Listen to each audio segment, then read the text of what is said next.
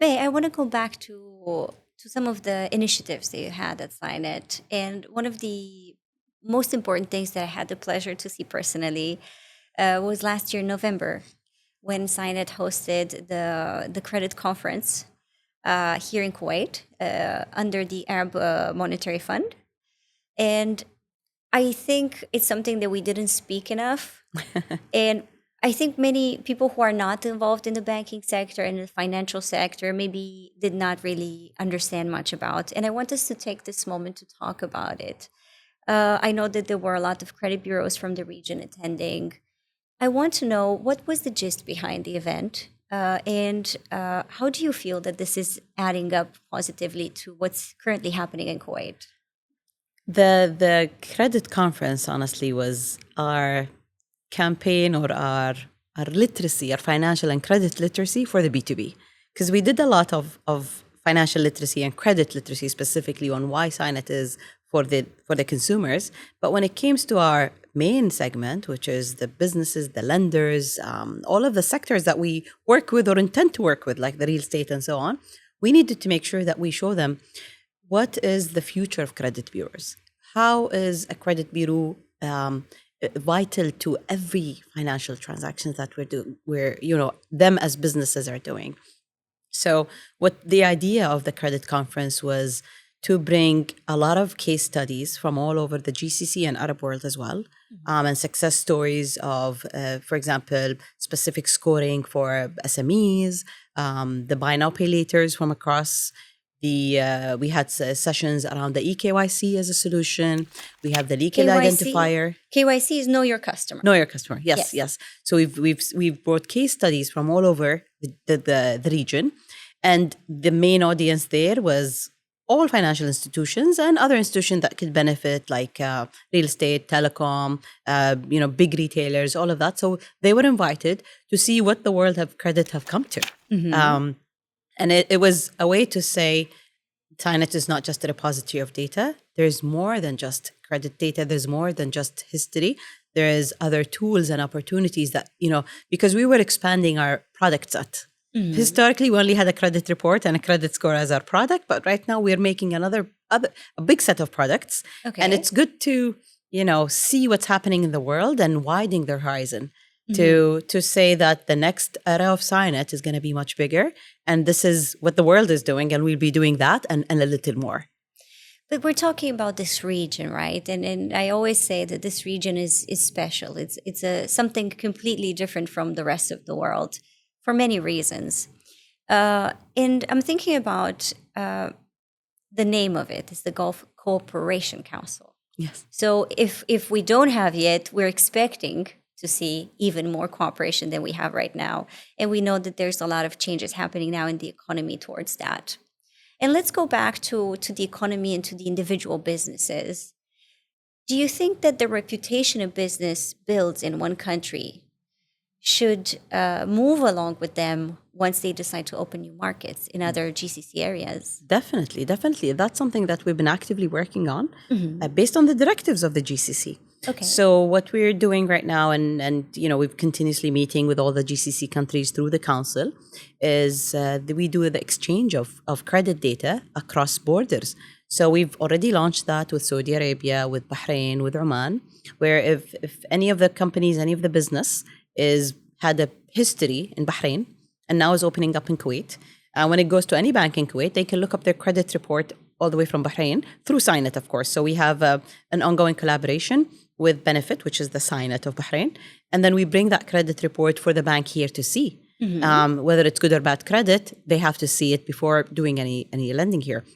We're also we're finalizing the exchange of credit with Emirates and Qatar as well. Okay. So then all the GCC countries will be able to exchange that data. And we're doing it now for commercial, but the next step is also to go for consumer. Because a lot of the expats may have credit histories across and move around the Gulf. Yes, move around the Gulf. It's a very interlinked kind of region here with the businesses, the people. So that was kind of the whole goal of linking everybody, and it was a knowledge of data, but also we do a lot of knowledge exchange as well. Mm-hmm. So we exchange data and we exchange knowledge. to ensure there is proper collaboration between the GCC countries. When do you feel that this sort of initiative started being more clear as a necessary next step? I think with exactly what you mentioned, a lot of the businesses kind of moving, and a lot of Kuwaiti businesses are opening up in Saudi, are opening up in Bahrain or Emirates, and there is value to show that you actually have a good credit. There is big facilities. When you go there to a bank, you're able to establish yourself much faster. Yes, and that's kind of, we're trying to help, and a lot of the SMEs kind of benefit from that as well. Yes, true. Now, I'm curious because I want to know, when you're trying to create the more integrated credit ecosystem, what do you feel today are still some of the obstacles, let's say, in reaching the full potential of it? I think a few obstacles that we see is the availability of kind of 360 data. So we do have data that is solid coming from every lender in Kuwait. Now we're adding the retailers, which was not long time ago. We're also looking into even bill payments, any kind of electronic, not electronic, electricity bill, water bills, all of that. It's part of behavior. But the problem is sometimes you struggle with making the right connections or getting the right data to ensure that. I've seen that in some countries of the GCC with some privatized sector, they are able to get the right data. But I think that number one obstacle is to ensure that every data point about somebody's behavior is digitized and has high quality for me to be able to put it in the credit report. And once we have that data, there is a second obstacle of actually people not following kind of what you said, relationship and instincts, but looking at the credit report before making a decision. A lot of the businesses right now, when they look at the credit report, they do it, for example, out of a mandate or out of being too precautious. But at some point, I think even if two people are going into a business kind of partnership, they should look at the credit reports of each other, because it's a way to look at the credit worthiness of this partner that you're going into business with. So it should go beyond just borrowing. It should go as who this person is, what is his credit worthiness, am I able to do business with him or not? Do you think that this could shape also the way that people partner for businesses, not only in lending behavior, let's say? Because I'm thinking, if I'm going to do business with somebody, let's say a company comes to me and says, I have this amazing project, you can invest, you can become my partner, so and so. Is it important for me to look into their credit behavior? Do you think this could actually change the way I look at the project completely? I think so, because it's you're not looking at them right now. A lot of what we do is based on our history, and that if you look at somebody's credit history, you're able to kind of predict what they do in the future. Yes. I've seen this also. I think in Qatar they do that for credit for business relationships, that they are able to release credit reports. Even somebody who's trying to, I think, buy a car or rent a car or something, that they do the credit reporting. So a lot of it's just knowing who you're dealing with. Yes. Especially in people coming from different countries or people you don't know, but there is a good business opportunity. It's a good way to look at somebody kind of on a full view. I want us to expand a bit on our view as a next step and look at the macro level, because you're somebody who for sure has been analyzing the credit bureaus, not only of the region, but also in other areas. And I want us to compare a bit and, see some differences between other markets and this region, because we know behavior is different, but also we know the credit bureaus as a structure are very different from one region to another. Whereas in some countries they are considered public sector, have different governing laws. We know in Kuwait specifically, it's a private sector entity, which makes it completely unique. I want to understand more from your perspective. How do you feel Kuwait differentiates itself in terms of this, credit ecosystem? And what do you think is the biggest asset in having a private credit bureau? I mean, if I want to compare it to the GCC, because that's kind of a market that's very similar to us, and from market size and characteristics. In the GCC, there are 6 bureaus. 3 of them are private. 3 of them are government owned. And there is, of course, pros and cons of each.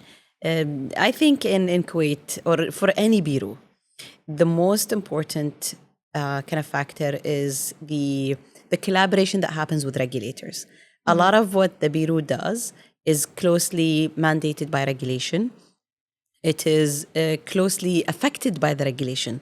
And that's where strong regulator collaboration is important. That's kind of the pros that if you're a government entity, then you probably part of that regulator and it's easier for you to mandate that. Versus being on the private entity, it makes you very nimble. You can move faster. The projects are different because there is no, I think it's easier for any company that is private sector to get and innovate and move faster than being in a public sector. Maybe less bureaucracy, less layers of approvals. Definitely. And that's kind of, and the way the people kind of, or the sector sees you is different. So sometimes it helps collaboration. Sometimes it slows kind of adoption because government entities, you'll have to work with government, you'll have to work with regulators. But I think the key factor is how close are you to the regulator? And when I looked at the GCC, all of these bureaus are very closely tied to the regulator. And I think that's where I think we're at a plus and we're very aligned with the regulator. Versus if you look at the market that the United States, for example, or the UK, huge market. I don't think bureaus talk to regulators, like as much as we do. And that's kind of, it makes it harder for things to make big changes or to ensure that people are reporting the way they should or companies are reporting. So the close collaboration with the regulator is definitely a plus in a smaller market and a smaller economy like the GCC. And that, being in private helps you move faster and support not just the regulator, the sector overall. Well, when you look at practices of credit bureaus, let's say in Europe, in the United States, and in other areas, do you feel that there's still room for improvement for us? Do you think that there's still maybe certain practices or policies that if we would adopt locally or learn from, could help us have an even more integrated credit ecosystem? Definitely. A lot of the foreign markets have adopted alternative data. So they use data which is not financial in nature that look at. What do you mean by that? I want to know more. There's multiple views about it. So people who are, for example, open banking data, like your deposit, things that are not borrowing in nature, they use it to judge you for credit scoring or credit reporting. That right now, for example, how much money you have in the bank at any given moment. Exactly. and to us, that shouldn't be 50K deal, okay? and that's something that we don't do right now in this region at all. We totally or solely look at the credit and the borrowing and the repayment to judge somebody and ensure their credit score. But other markets have adopted these kind of alternative data in case you don't have any borrowing history. And sometimes they do it anyway. Some of them have included even, social media, other data, which I'm not in agreement with. But some people think that this is part of the customer sentiment analysis that they look at. Maybe also depending on the client, right? Because we know some people monetize from social media. And maybe this... If you consider social media as a stream of income revenue, let's say, yes, it makes more sense, no? Sometimes it does, and sometimes it's just people behaviors, people how they, what they're thinking, their directions, all of that. So a lot of it is different approach, but every market has its own characteristics, and maybe because of the lack of data that they do this. Even I remember when we were in the Arab Monetary Fund, the last meeting. The Maghreb, Morocco, has actually looking at social media or kind of online data to be able to judge people for the small loans and things like that. So there is different efforts in different countries of the world. But I think some of it applies to us, some of it don't. I mean, and it's good to know what's going on around. A lot of the bigger markets, they have more flexibility over what gets reported. Yes. And that could be a positive sometimes, given that you have the right data quality. So some flexibilities are offered when you're in huge markets, but not necessarily applies to markets like Kuwait or the GCC.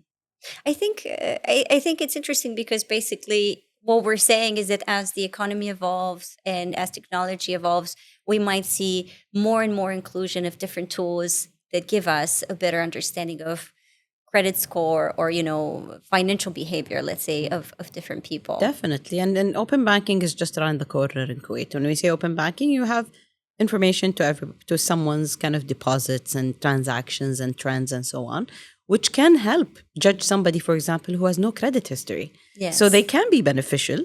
But you need to ensure that they're coming through the right source, they're coming through under the right regulation and under the right consent, because customer privacy is key when it comes to using that data to score them or to put them in a specific segment or sector. Exactly.